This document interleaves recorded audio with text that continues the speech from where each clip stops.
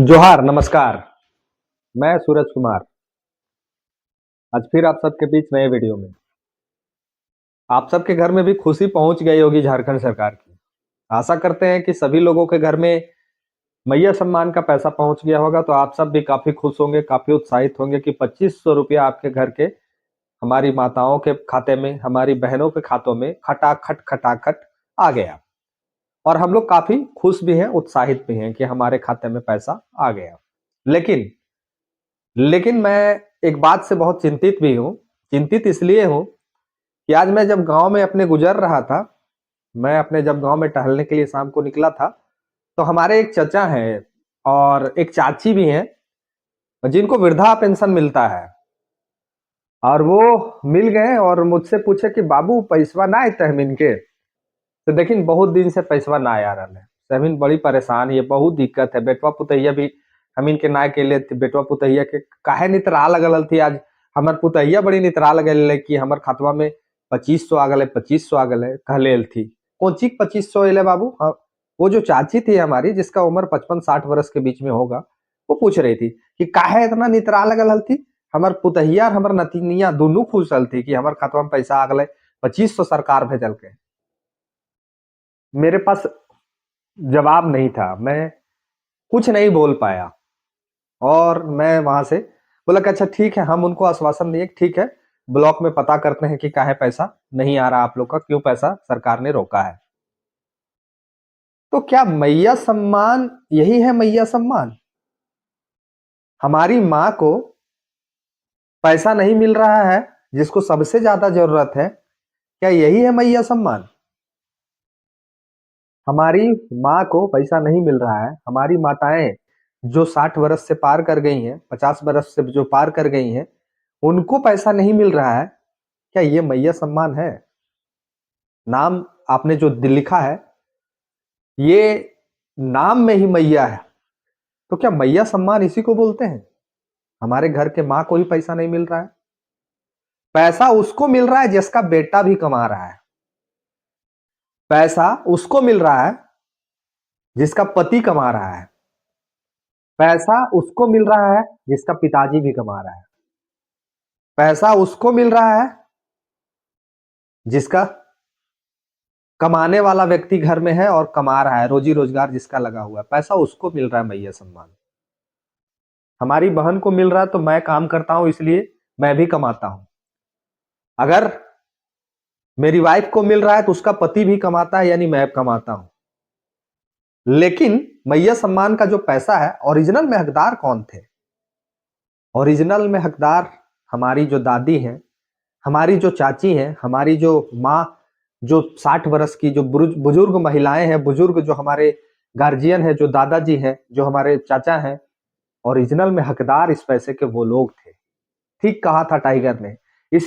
उस टाइगर की बात को, केंद्रीय अध्यक्ष जो हमारे हैं, उसकी बात को आज गहनता से चिंतन करने का समय है साथियों, आप लोग का, दोस्तों आप लोग का।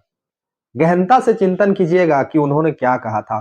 सदन में कहा था, कहीं ऐसे वैसे जगह पे नहीं कहा था, सदन में कहा था इस बात को कि पैसे की जरूरत सबसे ज्यादा उन माताओं को है जिसका उम्र 60 बरस पार हो गया है, ना कि 24 साल से लेकर 34-35 साल की महिलाओं को, बच्चियों को है जो पढ़ती हैं।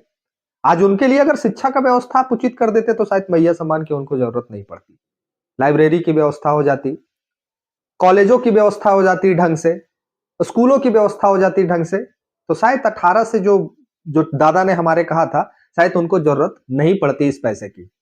लेकिन सबसे दुर्भाग्यपूर्ण इस बात से है कि झारखंड में जिस व्यक्तियों को सबसे ज्यादा पैसे की जरूरत होनी चाहिए, जिस व्यक्तियों को सबसे ज्यादा इस ठंडे में दरकार थी उस पैसे की, उस सरकार ने उस लोगों के तमाम पैसों को रोक दिया है। कौन है जिम्मेदार इसका? क्या मैया सम्मान? क्या सरकार जो वोट सरकार को दे सकती है, सिर्फ उसी को सम्मान मिल सकता है? 18 से लेकर 50 वर्ष तक के लोग एक्टिव होते हैं वोट मारने में, और 50 से ऊपर वाले का वोट गड़बड़ा जाता है। 18 से 50 साल के जो लोग होते हैं, जो मैया बहन होती हैं, वो वोट मार सकती हैं, उनको ज्ञान होता है, बुद्धि होता है। लेकिन जो व्यक्ति 50 से ऊपर चला जाता है, वो बच्चे वाला सिस्टम उनके अंदर आ जाता है और वो वोट मारने में इधर उधर गड़बड़ा सकती है। कुछ लोग तो वोट मारने भी नहीं जाते हैं।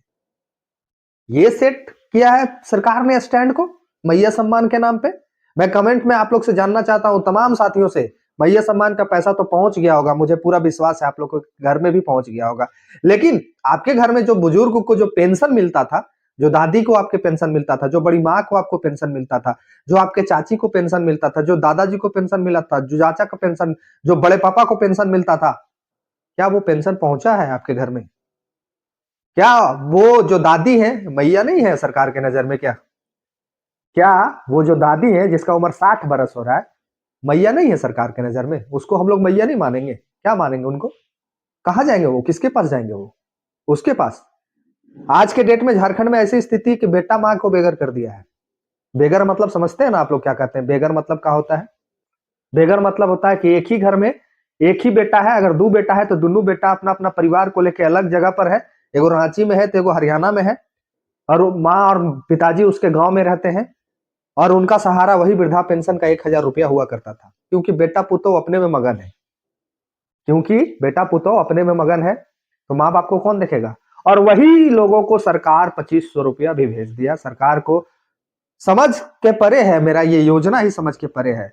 मैं विरोध नहीं कर रहा इस योजना का, मैं विरोध नहीं कर रहा इस योजना का। मैं कह रहा हूं कि अगर 2500 रुपया हमारे भौजाई को मिल सकता है, हमारे बहन को मिल सकता है, तो ये 2500 नहीं, 3,000 का हकदार वो हमारे दादाजी हैं और वो हमारी दादी हैं, जिनको ना बेटा पैसा देता है, ना पुतो पैसा देता है, ना वो खुद कमा सकते हैं। आज झारखंड में एक नहीं कई कैसे घर आपको मिलेंगे जहां बेटा पुतो अलग है और पिताजी माँ अलग है। उस माँ बाप के लिए सरकार को पैसा भेजना चाहिए था, उस माँ बाप के लिए योजना चलाना चाहिए था। सरकार जो भी सिस्टम बनाती है सिर्फ अपने हित में सिस्टम बनाती है।